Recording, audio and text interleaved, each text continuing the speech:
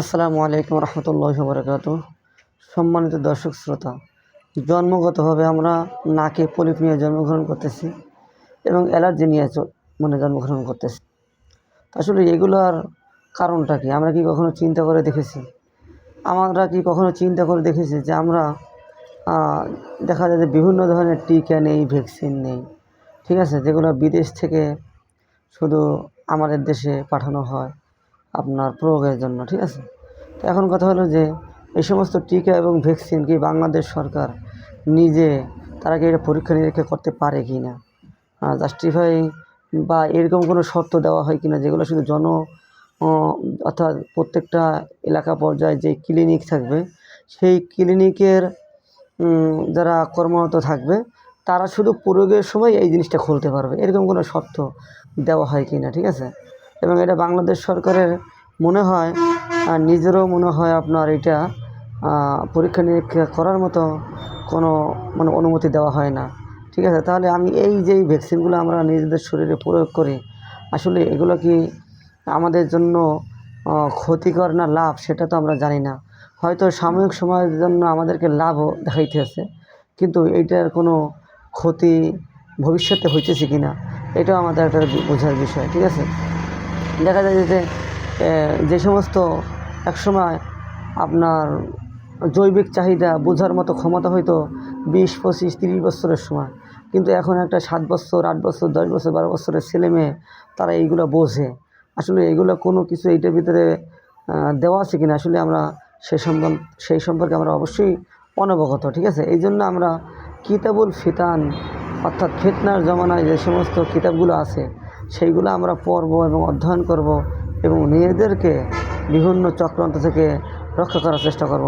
তো সম্মানিত দর্শক শ্রোতা, আজকে যে জিনিসটা কথা বলবো সেটা হলো যে এই নাকে পলিপ এবং অ্যালার্জি, ঠিক আছে। তো আমি নাকের পলিপের বিষয়টা নিয়ে একটু কথা বলতে চাই। সেটা হলো যে নাকে পলিপ যখন হয় তখন আপনার আমরা হয়তো অপারেশনে চলে যাই, অথবা নাকে ইঞ্জেকশন দেওয়া হয় এবং ওষুধ খাওয়ানোর মাধ্যমে এটা আস্তে আস্তে শুকিয়ে যায়। এই দুইটা পদ্ধতি। আরেকটা হলো হোমিওপ্যাথিক চিকিৎসা। আমার জানার মধ্যে এই 3টা পদ্ধতি আমি জানি।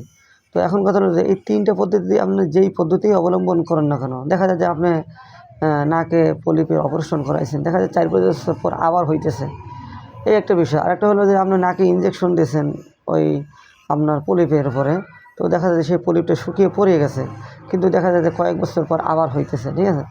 আরেকটা বিষয় হলো যে আপনি হোমিওপ্যাথিক চিকিৎসা নিতে আছেন, তারপরেও আপনার যখন কমছে কিন্তু কিছুদিন পর আবার হইতেছে। এটার কারণটা কি? এটার কারণটা হলো যে আমরা অ্যালার্জি জাতীয় খাবারগুলো পরিহার করতে হবে, ঠিক আছে।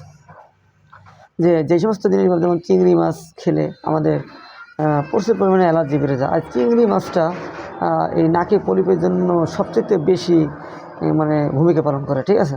তো এই জন্য আমরা দেখা যায় যে যেই সমস্ত জিনিস খাইলে নাকের পলিপের বৃদ্ধি ঘটে সেই সমস্ত জিনিসগুলোকে আমাকে আগে যাচাই বাছাই করতে হবে যে এই জিনিসগুলো কোনগুলো। তো সেই জিনিসগুলো কোনগুলো এবং এই ট্রিটমেন্ট যেই চিকিৎসা নিই, 3টা পদ্ধতি যেই চিকিৎসাই আমি নেই, অপারেশন অথবা নাকে ইঞ্জেকশন অথবা মনে করেন এই হোমিওপ্যাথিক, এই 3টা চিকিৎসা আমি যেই চিকিৎসাটাই নেই না কেন, আমাকে অবশ্যই যেই জিনিসের কারণে এইটা আবার বৃদ্ধি ঘটে, নাকের পলিপের বৃদ্ধি ঘটে, সেই জিনিসটা অবশ্যই পরিহার করতে হবে। যদি আমি পরিহার না করি তাহলে এইটা আবার কিছুদিন পরে হবে। এই জন্য ডাক্তারের দুর্নাম বলে কোনো লাভ হইবে না, কারণ এটা হলো আমাদের জন্মগতভাবেই কোনো কিছু একটা দিয়ে দেওয়া হইতেছে, যার কারণে হয়তো কিছুদিন যাবত এটা ঠিক থাকে, আবার পরবর্তীতে এটা আবার উৎপন্ন ঘটে, ঠিক আছে। এই জন্য আমরা সর্বদা সজাগ দৃষ্টি থাকবো যে এই সমস্ত জিনিস খেলে আমার নাকের পলিপের বৃদ্ধি ঘটে, নাক বন্ধ হয়ে যায়, সেই সমস্ত জিনিসগুলো খাওয়া থেকে বিরত থাকবো। ধন্যবাদ। সাথে সাথে কিতাবুল ফিতানের যে অধ্যায়গুলো আছে বিভিন্ন হাদিস গ্রন্থের ভিতরে, সেগুলো আমরা পড়িয়া নিজেদের ইলমকে অন্বেষণ করিয়া নিজেদের জ্ঞানের পরিধিকে বৃদ্ধি করিয়া আমরা বিভিন্ন চক্রান্ত থেকে হেফাজত থাকার চেষ্টা করব। ধন্যবাদ। আসসালামু আলাইকুম রহমতুল্লাহ।